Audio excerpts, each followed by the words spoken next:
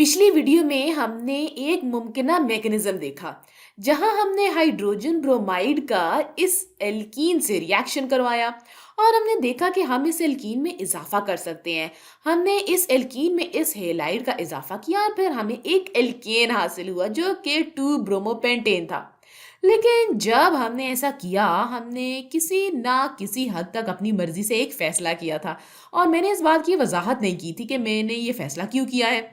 हमने कहा था कि चूंकि ये ब्रोमीन इलेक्ट्रॉन नेगेटिव है, इसलिए ये हाइड्रोजन पार्शियल पॉजिटिव है और हो सकता है पार्शियल पॉजिटिव होने की वजह से ये खींचा जा सके। हो सकता है कि ये इन कार्बन्स में से किसी कार्बन के साथ टकरा जाए या हो सकता है इसके इलेक्ट्रॉन्स पर जर्ब लगे।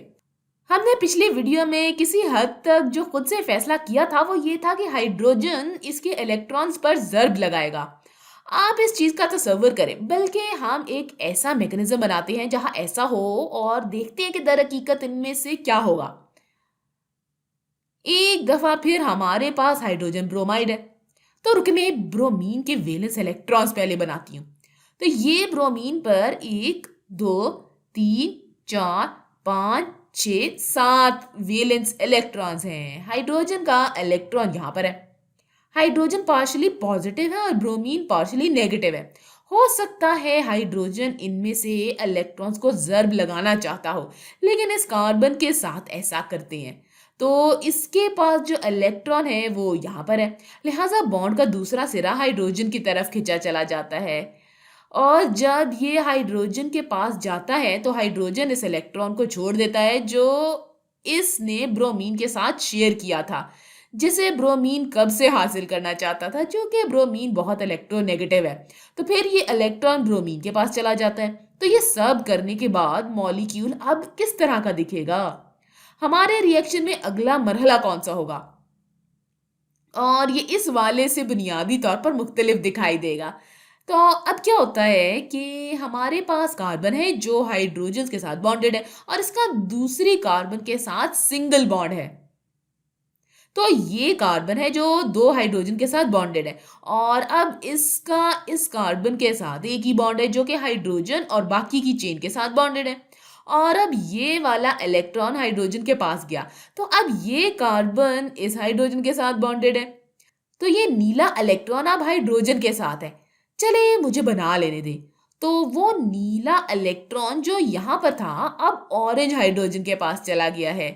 मैं इसको यहाँ पर दोबारा बना लेती हूँ और फिर हाइड्रोजन ब्रोमीन के साथ अपना इलेक्ट्रॉन खो चुका है। दर हकीकत तो ब्रोमीन के पास 7 वैलेंस इलेक्ट्रॉन्स थे। 1 2 3 4 5 6 7 और फिर इसने हाइड्रोजन से जो एक इलेक्ट्रॉन लिया था अब इसके पास 8 इलेक्ट्रॉन्स है, जिसकी वजह से इस पर नेगेटिव चार्ज आ जाएगा। ये नेगेटिव आयन है तो ये ब्रोमाइड है। मेरे ख्याल से आप इसको ब्रोमाइड एनायन कह सकते हैं। और चूंकि इसने एक इलेक्ट्रॉन खो दिया है, इसके पास 4 वैलेंस इलेक्ट्रॉन्स थे, इसने एक हाइड्रोजन को दे दिया, इसलिए अब इसके ऊपर पॉजिटिव चार्ज है। ये कार्बोकेटाइन है। तो दोनों में जो फर्क है इसका जायजा लें। पहले इस कार्बन ने इलेक्ट्रॉन खोया तो हाइड्रोजन इस कार्बन के साथ जुड़ गया। अब इस सूरत हाल में इस कार्बन ने इलेक्ट्रॉन को खोया तो हाइड्रोजन दूसरे कार्बन के साथ जुड़ गया। तो यहाँ से आप अंदाजा लगा सकते हैं कि यहाँ पर पिछली वीडियो जैसा ही तकरीबन हुआ है, लेकिन यहाँ इस कार्बन के साथ हुआ है। चले आगे बढ़ते हैं। तो ये कार्बन पॉजिटिव है और ब्रोमाइड यकीनन नेगेटिव है। तो हो सकता है कि ये यहाँ आना चाहे, लिहाजा ब्रोमीन से ये इलेक्ट्रॉन इस कार्बोकेटाइन पर आता है और फिर बॉन्ड बनाता है। ये सब्ज इलेक्ट्रॉन कार्बोकेटाइन के पास जाएगा और जामनी रंग वाले इलेक्ट्रॉन्स ब्रोमीन पर ही रहेंगे और कार्बन और ब्रोमीन के दरमियान इस इलेक्ट्रॉन की वजह से बॉन्ड बन जाएगा।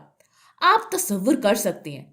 चले इसका प्रोडक्ट बनाते हैं। हमारे पास कार्बन है, अपने असली हाइड्रोजन है और हमारे पास ये कार्बन है और इसके साथ हाइड्रोजन और बाकी की चेन है CH2 CH2 CH3। और फिर आपके पास ये वाला हाइड्रोजन है जो कार्बन के साथ बॉन्डेड है। ये हमारा पहला मरहला था और अब ब्रोमीन ने इस कार्बन के साथ बॉन्ड बना लिया है। तो हम अपना काम मुकम्मल कर चुके हैं। ये दूसरा मुमकिन मैकेनिज्म है। इस वाले में आखिर में हमें टू ब्रोमोपेंटेन हासिल हुआ है। ऐसा ही था ना, क्योंकि ये कार्बन नंबर 2 पर है। यहां पर हमारे पास 1 ब्रोमोपेंटेन है। 1 2 3 4 5 कार्बन, अब भी 5 ही कार्बन है। ये सिर्फ ब्रोमीन ही है जो अब इस कार्बन नंबर 1 के साथ जुड़ा हुआ है। तो अब हमें इसके बारे में सोचने की जरूरत है, क्योंकि पहली दफा में ये दोनों माकूल मैकेनिज्म दिखते हैं, लेकिन अगर आप इसको तजुर्बाती तौर पर करें तो ये वाला मैकेनिज्म आप देखेंगे। मैंने दरअसल ये तजर्बा नहीं किया, इसलिए मैं प्रोपोर्शंस के बारे में नहीं जानती। ज्यादा अक्सरियत में जो प्रोडक्ट्स आप देखेंगे वो ये वाली होगी, ये वाली नहीं होगी। तो सवाल अब ये बनता है कि जैसा कि ये दोनों यहाँ ऊपर माकूल लग रहे थे, तो फिर ये वाला इस वाले से ज्यादा क्यों होता है? इसकी वजह मार्कोवनिकोव्स असूल है। जब मार्कोवनिकोव ने इस चीज का मुशाहिदा किया और इसके बारे में सोचा, तो इसने काम किया। वो इस बारे में 100% यकीन नहीं रखते थे कि इसने क्यों काम किया। हम इस बारे में थोड़ा सा सोच सकते हैं कि ये क्यों काम कर गया। लिहाजा बहुत से तरीके हैं जिनसे आप ये कर सकते हैं। आप इसको ऐसे सोच सकते हैं कि एक ऐसी चीज जिसके पास पहले ही बहुत से हाइड्रोजन्स हैं, वो और हाइड्रोजन्स लेगी। तो यही यहां हुआ था। इसके पास दाएं कार्बन से ज्यादा हाइड्रोजन थे। दाएं कार्बन के पास हाइड्रोजन है, लेकिन दूसरे एल्काइल ग्रुप इसके साथ जुड़े हुए हैं। लिहाजा जिसके पास ज्यादा हाइड्रोजन थे, इसी के पास हाइड्रोजन आएगा, और जिसके पास ज्यादा ग्रुप्स थे, इसके पास ज्यादा ग्रुप्स आएंगे। इस कार्बन के पास एक ग्रुप है, इस कार्बन के पास नहीं है, लिहाजा इसके पास ही ब्रोमीन आएगा। तो बात यह है कि जिसके पास ज्यादा हाइड्रोजन होंगे, इसे हाइड्रोजन मिलेगा, और जिसके पास ज्यादा ग्रुप्स होंगे, इसके पास आखिर में ग्रुप्स ही आएंगे। लेकिन ये अभी तक सिर्फ एक असूल है, तो ऐसा क्यों होता है? हम देख सकते हैं कि जब दोनों मैकेनिज्म में हमारे पास कार्बोकैटाइन था, जिसकी हमने पिछली वीडियो में बात की, इसमें बाईं कार्बन कार्बोकैटाइन है और इसमें दाईं कार्बन कार्बोकैटाइन है। और मार्कोवनिकोव्स रूल तब आता है जब हम देखते हैं कि कौन सा कार्बोकैटाइन ज्यादा मुस्तहकम है, किसका कम एनर्जी लेवल है। तो जो ये बाएं तरफ वाला कार्बोकैटाइन है, ये ज्यादा मॉलिक्यूल्स या एटम्स के साथ बॉन्डेड है, जिसका मतलब है कि ये ज्यादा मुस्तहकम है। आप देख सकते हैं कि इसके पास ज्यादा चीजें हैं।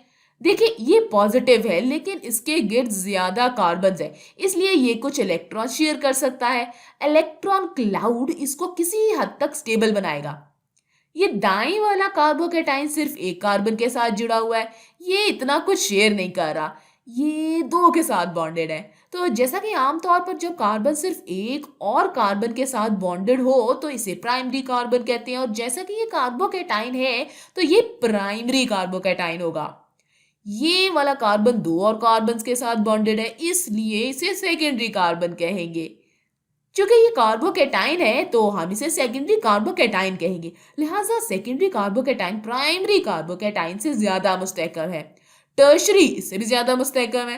लिहाजा मार्कोवनिकोव रूल के मुताबिक सेकेंडरी कार्बोकैटाइन प्राइमरी से ज्यादा मुस्तहकम है, चूंकि ये अपने दोस्तों से इलेक्ट्रॉन उधार ले सकती है। इसके पास इलेक्ट्रॉन्स उधार देने के लिए इस कार्बन के साथ ज्यादा हमसाए भी मौजूद है, और चूंकि ये ज्यादा मुस्तहकम है, इसलिए ये ज्यादा होने के इम्कानात रखता है।